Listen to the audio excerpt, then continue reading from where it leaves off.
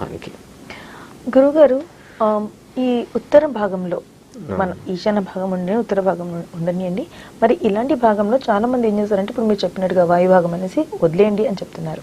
కానీ చాలా మంది ఏం చేస్తారంటే అక్కడ పూల తొట్లు అన్నా సరే లేకపోతే తులసి మొక్క అన్నా సరే పెడుతుంటారు. అంటే అది వేరం. అంటే నేను చెప్పే కాన్సెప్ట్ లో ఎలా అంటే ఇప్పుడు ఉత్తరం మనకి బాల్కనీ ఉంది అంటే 3-2.5 అడుగులు బాల్కనీ ఉంది అనుకుందాం.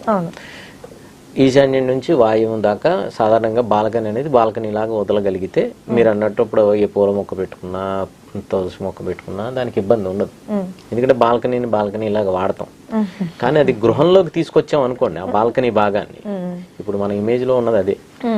అది ఏం చేశారంటే అది గృహాన్ని ఆ ఇచ్చిన 2 అడుగుల బాల్కనీ కూడా గృహంలోకి కలుపుకున్నాం.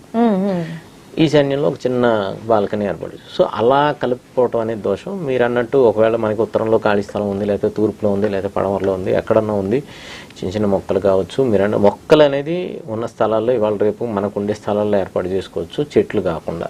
ఎందుకంటే మొక్కలు అనే దానికి ఇబ్బంది ఉండదు. సాధ్యమైనంతవరకు పూల మొక్కలు తులసి మొక్కలు మీ ఇష్టం, దేవుడికి సంబంధించింది ఆ పూజకి సంబంధించిన ఏదైనా కూడా మనం వేసుకోవచ్చు, వాటి వల్ల ఇబ్బంది ఉండదు.